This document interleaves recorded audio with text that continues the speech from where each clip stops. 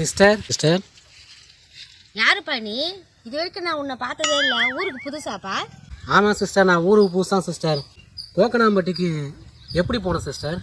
கோகனாம்பட்டியா? இது கோணாம்பட்டிப்பா. இதை தாண்டி தான் கோகனாம்பட்டி.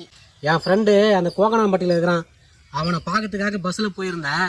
அங்கே போய் இறங்கிறதுக்கு வழி தெரியாமல் பாதி ரூட்லேயே இறங்கிட்டேன். அதான் சுற்றி பற்றி ஆள் இல்லை யாருக்கிட்டையும் என்ன விசாரிச்சுன்னு போகிறதுக்குன்னு. நீங்கள் பாட்டுன்னு இந்த தெய்வமே அமுச்சு வச்ச மாதிரி வந்து நின்றீங்க. அதான் சிஸ்டர், நான் ஊருக்கு புதுசு தான். ஆஹா, அப்படியாப்பா? அந்த ஊருக்கு பஸ் வந்துருந்தான்ப்பா இருக்கான். காலை ஊருக்கு ஒரு பஸ் வரும். நீ ஏறி பார்த்து போப்பா. சரிங்க சிஸ்டர். கோணாம்பட்டிக்கு அடுத்தது கோகனாம்பட்டி. ஆமாம் சிஸ்டர், உச்சி வெயிலில் நீங்கள் பாட்டுன்னு ஒரு தனியாக ஒரு பொம்பளை பொண்ணு வந்துன்னுக்கிறீங்களே, காலம் கெட்டு கிடக்குது, இப்படி தனியாக வரலாமா? அட, எனக்கு என்னப்பா பயம் இருக்குது? இந்த ஊரில் தான் நான் பிறந்தேன், இந்த ஊரில் தான் வளர்ந்தேன், இந்த ஊரில் தான் வாக்கப்பட்டேன். எனக்கு அதெல்லாம் பயம் இல்லைப்பா. நான் சின்ன வயசுலேருந்தே அப்படி தான் தனியாக வந்துன்னுக்கிறேன். இது வரைக்கும் எனக்கு எதுவும் நடந்ததில்லை. அதனால நான் அதை பற்றி யோசனை பண்ணதும் இல்லை. என்னதான் நீங்கள் பிறந்த ஊராக இருந்தாலும் இப்போ முன்ன மாதிரி கிடையாது சிஸ்டர். உலகமே மாறி போயிடுச்சு. திருட்டு பசங்க, களவாணி பசங்க இப்போலாம் அதிகமாயிட்டானுங்க. கழுத்தில் காலில் கற்று கேப்பு கிடச்சா ஆட்டையை போட்டுன்னு போகிற அளவுக்கு நிறைய பேர் வளர்ந்துட்டானுங்க. நீங்கள் பாட்டு இப்படி தனியாக வந்துன்னுக்கிறீங்க. உங்கள் கழுத்தில் காலில் கருத்தெல்லாம் அறுத்துன்னு போனான்னா என்ன பண்ணுவீங்க நீங்கள்? அதுக்கு தான் சொல்கிறேன் சிஸ்டர், இதுமாதிரி இடத்துல நீங்கள் தனியாக வரக்கூடாது. கொஞ்சம் எச்சரிக்கையாக இருக்கிறத பாருங்க, சரிங்களா? காலம் அப்படிதான்ப்பா இருக்குதா.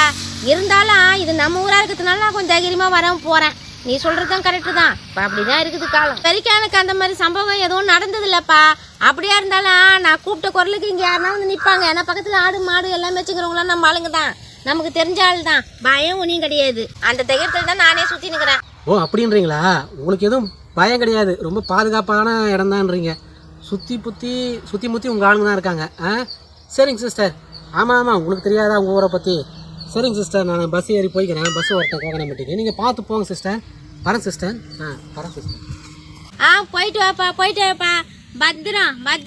பத்திரமா பாப்பா. ஊர் போய் சேரு. சரி பாப்பா. சரி, யார் பத்த புள்ளியோ நமக்கு நல்ல விஷயம்லாம் சொல்லிட்டு போச்சு. நல்ல பையனாகுது பார்க்கறதுக்கு.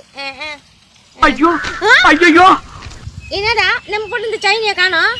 ஆடப்பாவி, வந்து நல்ல மாதிரி பேசி சைனா எடுத்துன்னு போயிட்டு இருக்கிறான். கையாலே அவன் நினச்சினுக்கிறான் பொழுது இது தங்க நகைன்னு. கலைன்னா ஊர் ஃபுல்லாக தெரியும். கலை கவரிங்க நகையை தான் போடுன்ட்டு அது கூட தெரியாமல் இந்த டூமா கோழி ஏமாந்து போகுது. நிறைய காலம் நாம சைனு போட்டு தங்க தகுத்து வச்சு இதை போட்டுன்னு வந்தது நல்லதாக போச்சு. இல்லைன்னா என்ன ஆயிருக்கான்? என்னால் இந்த பையன் ஆடையே போட்டுன்னு போயிருக்கோம்.